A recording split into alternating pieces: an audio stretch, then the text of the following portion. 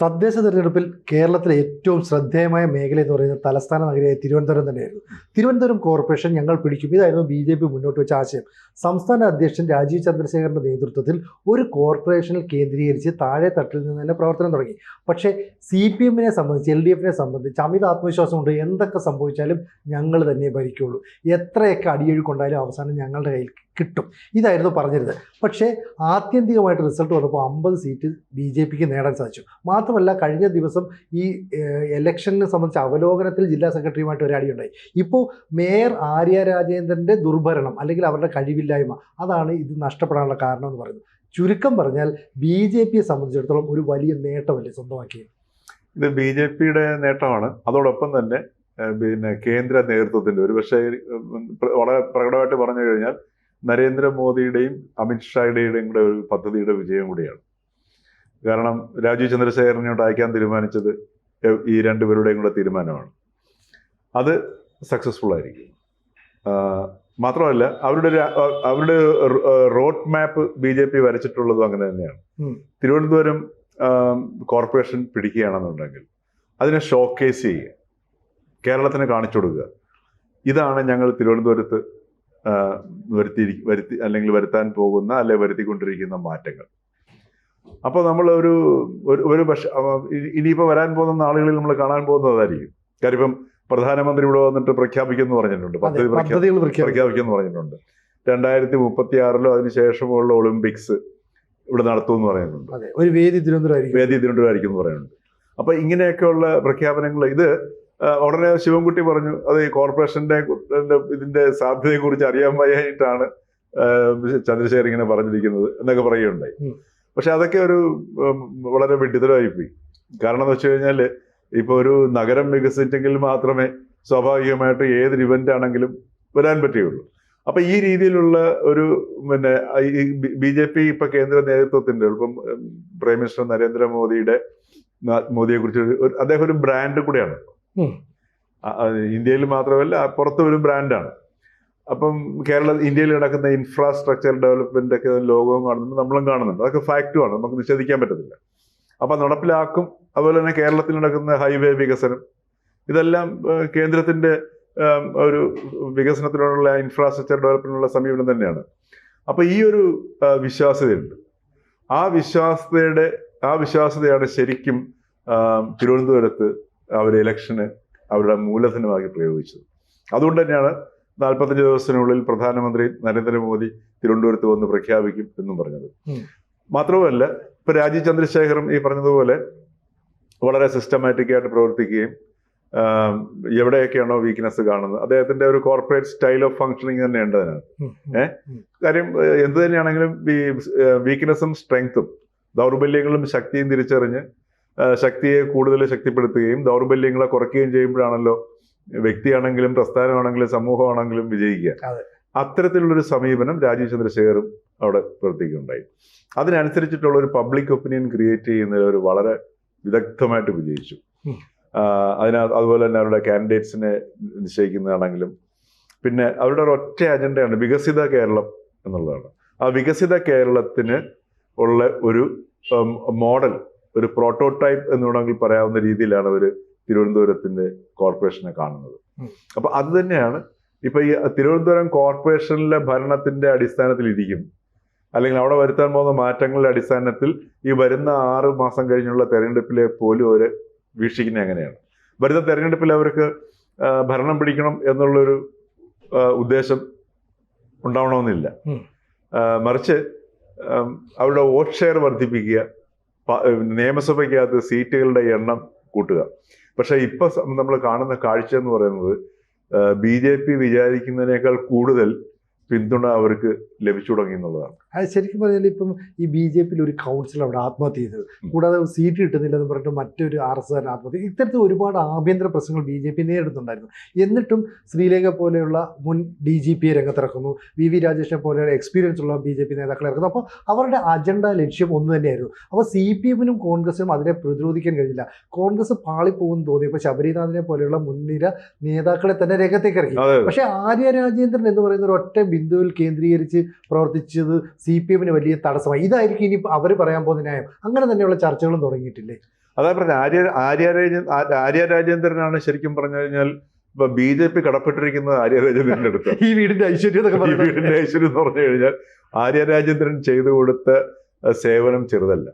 കാരണം ആര്യ രാജേന്ദ്രൻ എന്നുള്ള ഞാൻ പറഞ്ഞ ഓരോ വ്യക്തികൾക്കും ചില ക്വാളിറ്റീസ് നമ്മൾ അറിയാതെ നമ്മളെ ഉള്ളിൽ ഉണർന്നു വരും. ഉദാഹരണത്തിന് നമ്മൾ നേരത്തെ പറഞ്ഞതുപോലെ ഇപ്പം എന്തൊക്കെ തന്നെയാണെങ്കിലും പിണറായി വിജയൻ ഒരു കാര്യം ചെയ്യാൻ തീരുമാനിച്ചു കഴിഞ്ഞാൽ അദ്ദേഹം അത് ഏത് പ്രതിബന്ധങ്ങളുണ്ടാകും നടപ്പിലാക്കും എന്നുള്ളത് അദ്ദേഹത്തിന്റെ ഒരു ക്വാളിറ്റിയാണ്. അതെ, അത് നമ്മളെ സംബന്ധിച്ചേ പറ്റൂ. എന്ന് പറഞ്ഞതുപോലെ ഓരോരുത്തർക്കും ഓരോ ചില ക്വാളിറ്റീസ് ഉണ്ട്. ഇപ്പൊ നേരത്തെ പ്രധാനമന്ത്രി മോദിയുടെ കാര്യം പറഞ്ഞതുപോലെ അതേപോലെ ആര്യ രാജേന്ദ്രനുണ്ട്. ആര്യ രാജേന്ദ്രൻ വെറും ഒരു പപ്പറ്റാണ്. ഭരണം നടത്തുന്നത് മുഴുവൻ CPM ആണ്. എന്തിനാ പറഞ്ഞത്, താൽക്കാലികമായി ജോലിക്ക് ആൾക്കാരെ നിയമിക്കാൻ പോലും ഒരു മേയറായിട്ടിരുന്നിട്ട് ആരെയൊക്കെ വേണം എന്നുള്ള ലിസ്റ്റ് കൊടുത്തേക്കണമെന്നും പറഞ്ഞ് അങ്ങോട്ട് പാർട്ടിക്ക് കത്തയച്ച മേയറാണ്. അപ്പൊ അതുപോലും അറിയില്ല. അങ്ങനെ ഉണ്ടെങ്കിൽ വിളിച്ചു പറയുകയാണ് സാധാരണ, അല്ലെങ്കിൽ പാർട്ടി കമ്മിറ്റിക്ക് പോകുമ്പോഴത്തേക്ക് സഖാവ് ലിസ്റ്റ് ഒന്ന് കൊടുത്തയക്കണമെന്നാണ് പറയേണ്ടത്. അതുപോലും അറിയാത്ത ഒരു പരീക്ഷണമായിരുന്നു. കാരണം അത് CPM നോക്കുമ്പോഴത്തേക്ക് എന്താ, പുറത്ത് ഏറ്റവും പ്രായം കുറഞ്ഞ യുവതിയെ ഞങ്ങൾ വയ്ക്കുന്നു, ഞങ്ങൾ പുരോഗമനം, വനിത, ചെറുപ്പക്കാരെത്തി, അപ്പൊ യൗവനത്തിന്റെ കൂടെ ഞങ്ങൾ നിൽക്കുന്നു, വനിതയുടെ കൂടെ നിൽക്കുന്നു, മാറ്റത്തിന്റെ കൂടെ നിൽക്കുന്നു. ഇതിൽ കൂടുതൽ പുരോഗമനം എന്ത് വേണം? അപ്പൊ ഈ മറ്റുള്ളവരെ പറഞ്ഞു ധരിപ്പിക്കുക എന്ന് കഴിഞ്ഞിട്ട് ബാക്കി ചെയ്യുന്ന കാര്യങ്ങൾ മുഴുവൻ ഇതെല്ലാം പപ്പറ്റ്സ് ആണ്. അപ്പൊ ആര്യ രാജേന്ദ്രൻ എന്ന് പറയുന്ന ആ ഒരു മേയർ അവിടെ നിന്ന് അവരെന്ത് ചെയ്യുന്നത് വെച്ച് കഴിഞ്ഞാൽ അവരിലൂടെ പുറത്തേക്ക് വന്ന ഇമേജ് എന്ന് പറയുന്നത് ധാർഷ്ട്യത്തിൻ്റെയാണ്. അത് CPM-ൽ ആര് പ്രവർത്തിച്ചു കഴിഞ്ഞാലും ഏത് സ്ഥാനത്ത് വന്നു കഴിഞ്ഞാലും അവരുടെ സംഭാഷണത്തിൽ ധാർഷ്ട്യം വരും. അത് അവരുടെ സംസ്കാരത്തിന്റെ ഒരു ഭാഗമാണ്. ഈ ഞങ്ങളെല്ലാം അങ്ങ് ശരിയാണ്, ബാക്കിയുള്ളവരെല്ലാം ഭയങ്കര മോശമാണ് എന്നൊക്കെയുള്ളൊരു കാഴ്ചപ്പാടിലേക്ക് അവർ പോകും. മാത്രമല്ല ഈ ആര്യ രാജേന്ദ്രന്റെയും അതേപോലെ തന്നെ ആ പ്രായത്തിലുള്ള യുവ നേതാക്കളുടെയൊക്കെ സംഭാഷണം ശ്രദ്ധിച്ചു നോക്കണം. എല്ലാം ഒരേ അച്ചിലിട്ടണക്കായിരിക്കും സംസാരിക്കുന്നത്. ഇതൊക്കെ ഒരു പൊതു സ്വഭാവമാണ്. അപ്പൊ ആ രീതിയിലുള്ള ഒരു ധാർഷ്ട്യത്തിന്റെ ഒരു ഇമേജ് നന്നായിട്ട് ആര്യ രാജേന്ദ്രന് പുറത്തേക്ക് പോയി. അതിന്റെ ഒരു ക്ലൈമാക്സ് ആയിരുന്നു ആ KSRTC ബസ് തടഞ്ഞു നിർത്തി ഷോ കറക്റ്റ് ഷോ ആയിരുന്നു. യദു എന്ന് പറഞ്ഞ ആ ഒരു ഡ്രൈവർ. അപ്പൊ ഈ ആ ഒരു ഒറ്റ ഇമേജിലൂടെ ആ ഒരു സംഭവത്തിലൂടെയും ശരിക്കും കേരളം കണ്ടുകൊണ്ടിരിക്കുകയല്ലേ. അതെ, ലൈവായിട്ട് കാണുന്ന പോലെയായി പോയി. അതിനകത്ത് ക്യാമറ ലൈവായിട്ട് റെക്കോർഡ് ചെയ്ത സാധനങ്ങൾ കാണിക്കാൻ പറയുമ്പോൾ അതിനെ വരെ ഇല്ലാതാക്കാൻ. എന്നിട്ട് ഈ ഇലക്ഷൻ തൊട്ട് മുമ്പ് അവരൊരു ഇന്റർവ്യൂ പറയുന്നു, പ്രതികരിച്ചില്ലെങ്കിൽ പ്രശ്നം, എന്തുകൊണ്ട് പ്രതികരിക്കുന്നില്ല, വനിതകൾക്കെതിരെയുള്ള ആക്രമണം, അയാള് ആംഗ്യഭാഷ രാത്രിയിൽ ഞാൻ തന്നെ പലതവണ ഞാൻ ഡ്രൈവ് ചെയ്യുന്ന കൂട്ടത്തിലാണ്, പലതവണ ഞാൻ ഇതിന് ശേഷം തിരിഞ്ഞു നോക്കിയിട്ടുണ്ട്, നമുക്കിത് കാണാൻ പറ്റുമോ എന്നുള്ളത്. ഒരിക്കലും കാണാൻ പറ്റത്തില്ല. ഞാൻ പിന്നെ പരീക്ഷണാടിസ്ഥാനത്തിൽ നോക്കിയിട്ടുണ്ട്, നമ്മൾ കാണാൻ പറ്റില്ല. കാര്യം നമ്മളുടെ മുഖത്തേക്ക് ലൈറ്റ് അടിക്കുകയാണ് വരുന്ന വാഹനത്തിന്റെ. അപ്പൊ ഈ ഡ്രൈവർ ആ കാർ അതായത് ഇരുട്ടിലാണ് ഇരിക്കുന്നത്. ഡ്രൈവറിന്റെ പൊസിഷനിൽ വെളിച്ചവും ഇല്ല. ഇപ്പോഴും നമുക്ക് ആർക്കെങ്കിലും നോക്കാവുന്നതാണ്. എന്നിട്ട് ഈ ഇലക്ഷൻ തൊട്ട് മുമ്പ് ഈ ആര്യ രാജേന്ദ്രൻ ഇങ്ങനെ ന്യായീകരിക്കണം. ഇതൊക്കെ ജനം കാണുകയല്ലേ. അപ്പൊ ജനങ്ങളുടെ കോമൺ സെൻസിനെ ഒരു ചോദ്യം ചെയ്യുന്നു. ആ കോമൺ സെൻസിനെ ചോദ്യം ചെയ്യുമ്പോൾ സ്വാഭാവികമായിട്ടും അതിനൊരു പ്രതികരണം ഉണ്ടാവും. ആ പ്രതികരണവും അതോടൊപ്പം തന്നെ ഈ ട്രിവാൻഡ്രത്തെ ജനങ്ങളുടെ സ്വഭാവം മനസ്സിലാക്കി, ആ നഗരത്തിന്റെ രീതിയും മനസ്സിലാക്കിയിട്ട് BJP വളരെ ശക്തമായ രീതിയിൽ, ഉദാഹരണത്തിന് TP ശ്രീനിവാസൻ അതുപോലുള്ള കുറെ സെലിബ്രിറ്റീസ് ആയിട്ടുള്ള സിവിൽ സർവൻസും അതുപോലെ അവിടുത്തെ പ്രധാനപ്പെട്ട ആൾക്കാരെയൊക്കെ വിളിച്ചിരുത്തി ഡിസ്കഷൻസ് നടത്തുക.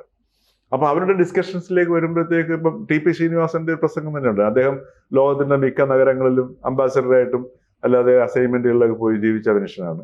അപ്പം വികസിത നഗരങ്ങളിലും പോയിട്ടുണ്ട്, വികസിക്കാത്ത സ്ഥലങ്ങളിലും പോയിട്ടുണ്ട്. അപ്പൊ അതിൻ്റെയൊക്കെ അടിസ്ഥാനത്തിൽ വരാൻ പറ്റുന്ന മാറ്റങ്ങൾ, അതിനെക്കുറിച്ചൊക്കെ അദ്ദേഹം സംസാരിക്കുന്നു. അതനുസരിച്ചിട്ട് റെസ്പോൺസ് വരുന്നു, പ്രധാനമന്ത്രി വരുന്നു, ഇത് പ്രഖ്യാപിക്കുന്നു എന്ന് പറയുമ്പോഴത്തേക്ക് ആ ഒരു തിരുവനന്തപുരത്തിന്റെ ഒരു പൊതു സ്വഭാവം എടുത്ത് നോക്കുമ്പോഴത്തേക്ക് ആ നഗരം വികസിക്കണം എന്നുള്ളത് എല്ലാവരുടെയും ആവശ്യമാണ്. എല്ലാവരും എൻ്റെ ഗുണഭോക്താക്കൾ പോകും. അപ്പോൾ ആ രീതിയിൽ ഇപ്പൊ ഫോർ എക്സാമ്പിൾ അപ്പൊ തിരുവനന്തപുരത്തുള്ളവർക്ക് ഈ പറഞ്ഞ നമ്മുടെ കൊച്ചിയിലെ മെട്രോ കാണുന്ന സമയത്ത് ഇത് എന്ന് തിരുവനന്തപുരത്തേക്ക് വരും എന്നുള്ളൊരു ചിന്ത അവരിലും ഉണ്ടാവുന്നുണ്ട് സംഗതി. അപ്പൊ ഇതൊക്കെ കാലത്തിന്റെ ഒരു മാറ്റങ്ങളാണ്. ചില സൗകര്യങ്ങൾ നമുക്കും ലഭ്യമാകണം എന്നുള്ളൊരു സംഗതി. അപ്പൊ ഈ രീതിയിലുള്ള ഒരു സംഗതി, ആ ഒരു മെസ്സേജ് BJPക്ക് നന്നായിട്ട് ചെയ്യാൻ പറ്റും. അതോടൊപ്പം തന്നെ ഈ CPM-ന്റെ ഈ ധാർഷ്ട്യ സംസ്കാരം. ഇപ്പം നമ്മൾ നേരത്തെ കണ്ട, കാരണം CPM കേരളത്തിൽ സൃഷ്ടിച്ചു വച്ചിരിക്കുന്ന ഒരു സാംസ്കാരികമായ ഒരു തലമുണ്ട്. അതിൻ്റെ ഒരു വശമാണ് MM മണിയിൽ കാണുന്നത്, മറ്റൊരു ധാർഷ്ട്യത്തിൻ്റെ സാധനമാണ് ഈ ആര്യ രാജേന്ദ്രനുള്ള പുറത്ത് കാണുന്ന സാധനം. അപ്പോൾ ഇതെല്ലാം കൂടെ സ്വാഭാവികമായിട്ടും തിരുവനന്തപുരത്തെ ജനങ്ങൾ കൃത്യമായിട്ടത് മനസ്സിലാക്കി. അതോടൊപ്പം തന്നെ കോൺഗ്രസ് രംഗത്തിറങ്ങി. കോൺഗ്രസിന്റെ തിരിച്ചുവരവെന്ന് വെച്ചാൽ വളരെ നല്ല, കാരണം കോൺഗ്രസിന്റെ പ്രവർത്തനത്തിന് നമുക്ക് വളരെയധികം, കാരണം ഏകദേശം ഇരട്ടിയോളം ഒരു സീറ്റ് വർദ്ധിപ്പിച്ചു. കാരണം ശക്തമായ BJP-യുടെയും CPM-ന്റെയും ശക്തമായ സാന്നിധ്യത്തിൽ 19 സീറ്റ് തിരുവനന്തപുരം കോർപ്പറേഷനിൽ കോൺഗ്രസ് നേടുക എന്ന് പറയുന്നത് ചെറിയ കാര്യമല്ല. അപ്പൊ അത് സൂചിപ്പിക്കുന്ന ഒരു കാര്യമുണ്ട്. അവരും വളരെ ശക്തമായിട്ട് കോൺഗ്രസിനെ ശ്രദ്ധിച്ചു കഴിഞ്ഞാൽ, ആ കുറച്ച് വെള്ളമൊക്കെ കൊടുത്തു കഴിഞ്ഞാൽ ആ ഉണങ്ങിക്കിടക്കുന്ന വേരിനെ അനായാസം പിന്നെ എന്താ പറയുക കിളിർപ്പിച്ചെടുക്കാം, തളിരിലയും മറ്റുമൊക്കെ ഉണ്ടാക്കി എടുക്കാം എന്നുള്ള ഒരു സൂചനയും കൂടെയാണ് തിരുവനന്തപുരം കോർപ്പറേഷൻ നൽകുന്നത്. കാര്യം അവർ ജയിക്കില്ല എന്നുള്ള പൂർണ്ണമായ കാര്യം ഞാൻ തന്നെ പല സുഹൃത്തുക്കളടുത്ത് സംസാരിച്ചിട്ടുണ്ട് ഇലക്ഷൻ നീക്കുന്നത്. അപ്പൊ അവർ പറഞ്ഞൊരു 15 സീറ്റ് 16, 17 കിട്ടുകയാണെങ്കിൽ വലിയ നേട്ടമായിരിക്കും അവർക്ക്.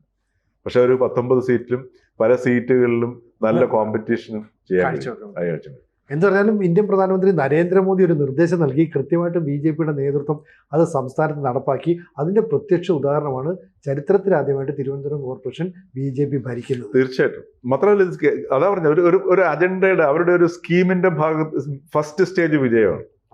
BJP-യുടെ കേരള പ്രോജക്റ്റിന്റെ ഫസ്റ്റ് സ്റ്റേജിന്റെ സക്സസ്ഫുൾ കംപ്ലീഷനാണ് ഇപ്പൊ തിരുവനന്തപുരം കോർപ്പറേഷൻ നിലവിൽ നടന്നിരിക്കുന്നത്. ABC-ക്ക് ഒരു ഹിന്ദി ചാനൽ കൂടിയുണ്ട്. കുറച്ച് നാളായി അതിൻ്റെ വാർത്തകൾ, ദേശവിശേഷങ്ങൾ ഇതൊക്കെ തന്നെ ചർച്ച ചെയ്യുന്നുണ്ട്.